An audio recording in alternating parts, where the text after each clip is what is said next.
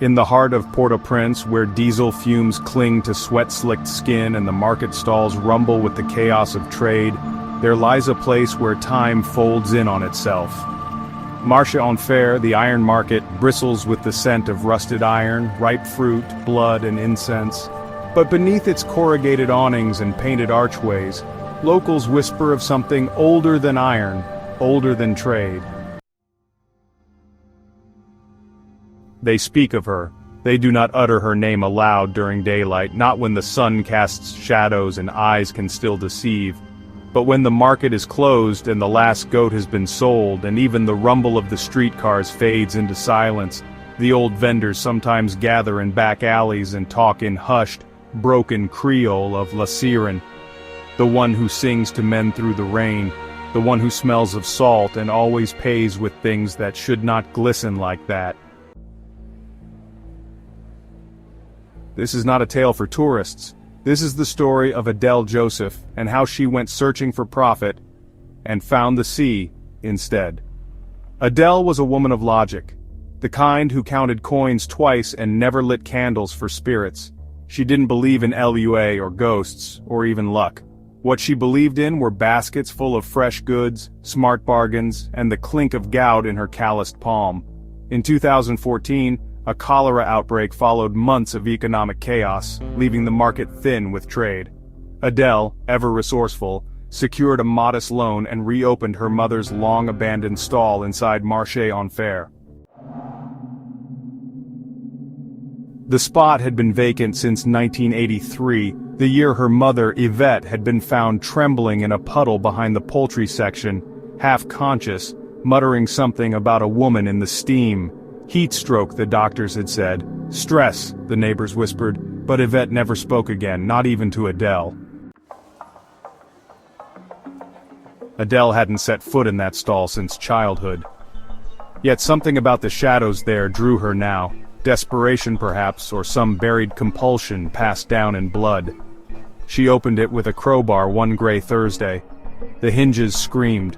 Inside were mirrors, dozens of them. Cracked, fogged, ornate, dusty.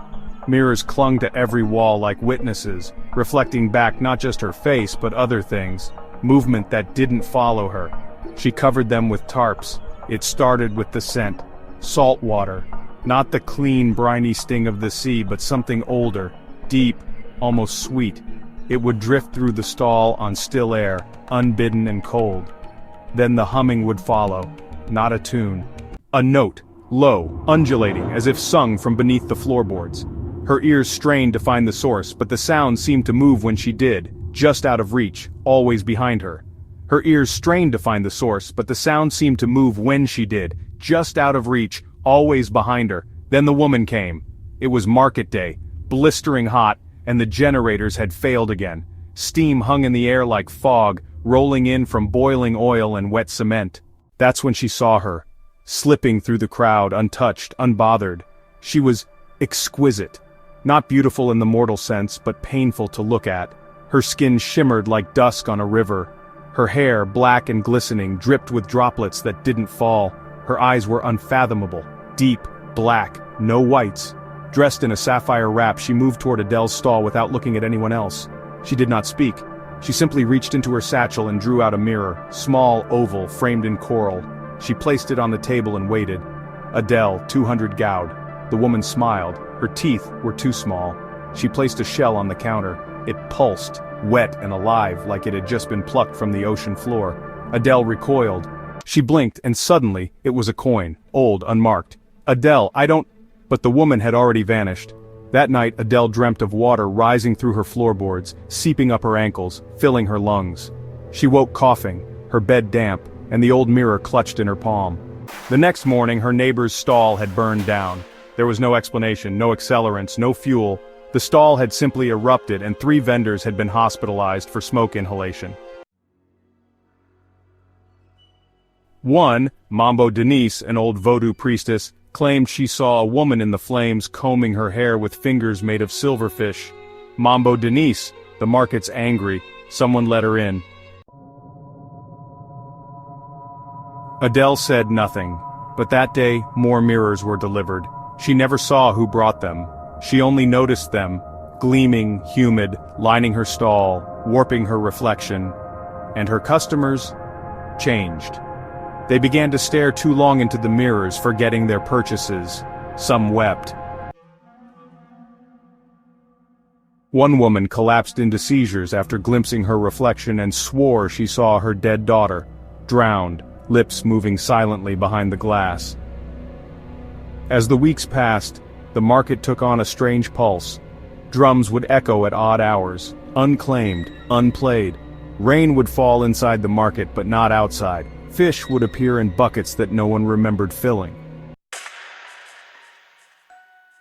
One night, after closing, Adele stayed behind. The drums had stopped, but the humming had returned, closer now as if sung into her ear. She peeled back one tarp-covered mirror, then another. Her reflection twisted slightly, even though she stood still. In the final mirror she did not see herself. She saw her mother, wet, weeping, reaching out from beneath black water. And behind her, the woman, the same one from the market. Only now her lower half trailed off into inky tendrils and her eyes bled salt. Voice, "You owe her!" Then the mirror cracked, slicing her palm. Her blood turned blue on the glass. The next day, no one could find Adele. Her stall remained open, mirrors glinting under tarp and smoke. Fish heads lined the doorway. A bowl of milk curdled untouched. Some say they still see her in the market, behind the glass, hair flowing upward, fingers tapping gently, waiting. Others hear the humming in the rain. But Mambo Denise swears that on some market nights the sea air comes too far inland. And the mirrors? They never stop reflecting the things behind you. They say Marchon Fair is cursed now, that no stall in that corner lasts more than a season, that the water always finds its way in. And if you hear singing while shopping, don't look in the mirror. She only needs you to look once.